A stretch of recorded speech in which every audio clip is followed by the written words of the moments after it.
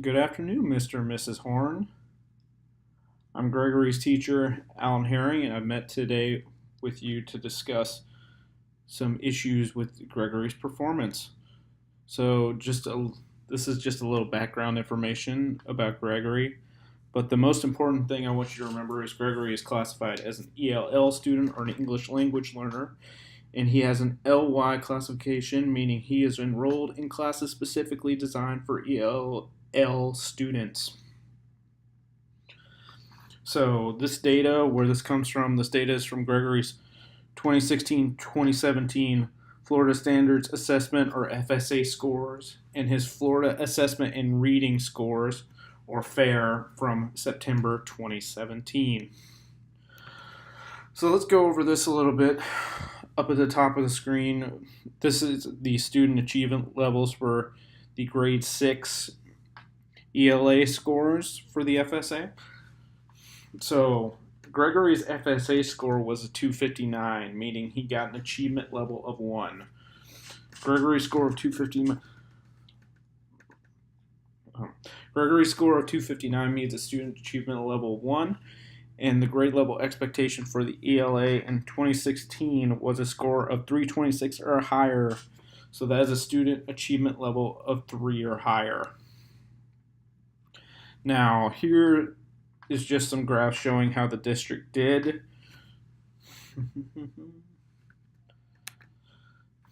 So Gregory scored an achievement level 1 and how he compares with the rest of the district. So with district ELA FSA scores in Polk County, he is a part of 29% of students who scored an achievement level of 1 or an overall score of 308 or below. In Polk County, 44% of students scored a passing achievement level of 326 or above. So, and looking at achievement levels, 81% of students in the district scored higher than Gregory.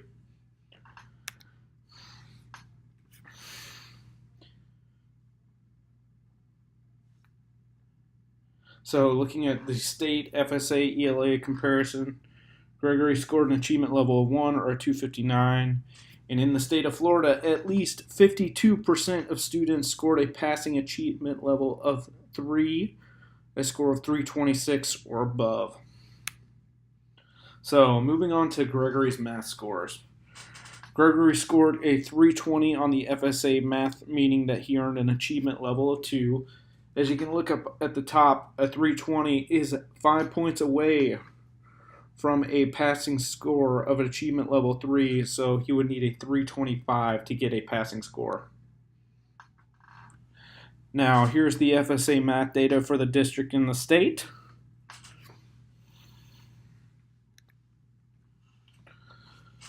So just remember, Gregory scored a 320 or a student achievement level 2.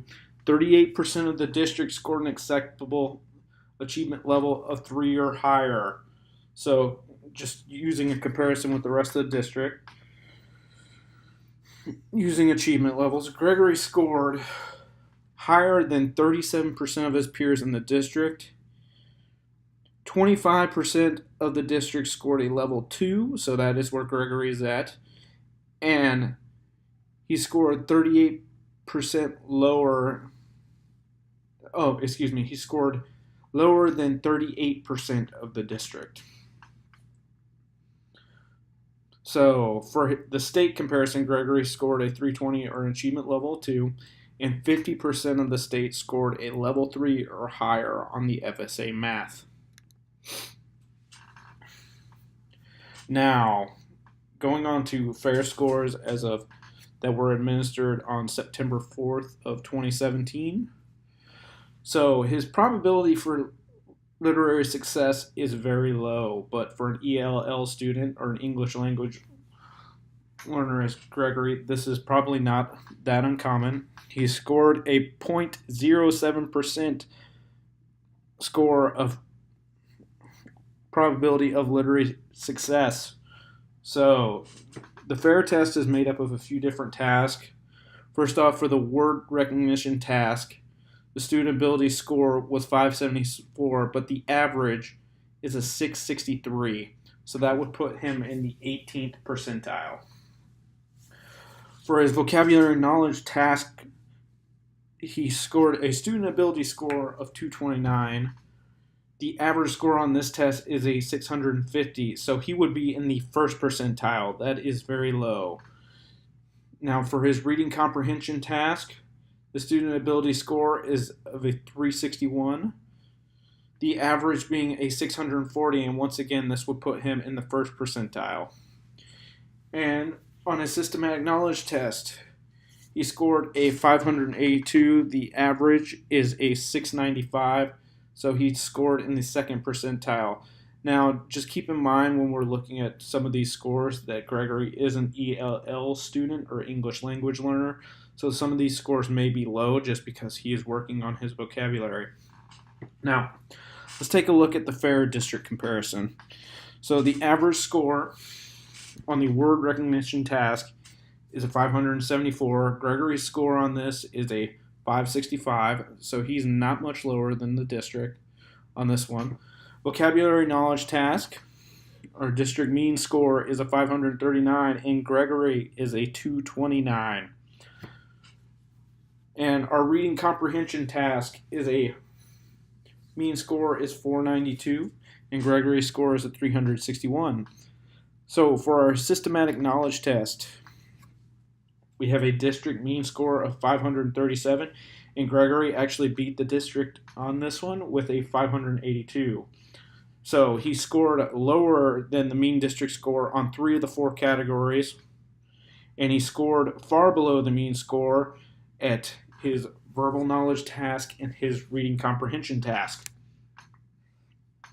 So looking at the district probability of literary success, let's start over with the green zone. That is students who have a greater than 85% chance of passing. So that would be a 22%. Moving over to the yellow zone, that would be students who are between 16 and 84% chance of passing, and that is 57% at the district. Now, Gregory, would be over in the red zone, and he has less than a 16% chance of passing, which would put him with 21% of the district. So, these are some instructional recommendations for Gregory, especially since we are working on our vocabulary knowledge and especially our reading comprehension. So, using fair scores, teachers need to focus on strategies for ELL students and reading comprehension. So, what I recommend is direct and explicit comprehension strategies. So, teachers will use Think Alouds to make understanding clear. This will help to build ELL student communication strategies. Next, we're going to use a graphic organizer. So this will allow for ELL students to use visual components to help understand material while learning vocabulary. And also, we're going to recommend using metacognitive strategies. So students will reread passages to fix areas of confusion and clarify unfamiliar words. And this will allow for ELL students to have guided comprehension practice. So, our recommendations for assessments. We're going to increase informal assessment with content logs. This will allow for students to write about what they did not understand, and this will increase comprehension skills for ELL students. We're also going to allow for choice on formal assessments. So, going to a couple of strategies that we're going to try. We have a formative assessment or a student portfolio. This will show student growth over time and allow students to see progress. And we'll hold students graphic organizers to show vocabulary and comprehension development. So, and for our summative assessment, we're going to go with ELL strategies that allow for students to receive extra time and readers to read questions to students. So I just want to thank you, Mr. and Mrs. Horn, for meeting with me this afternoon. I hope you have a great day, and if you have any questions, feel free to contact me.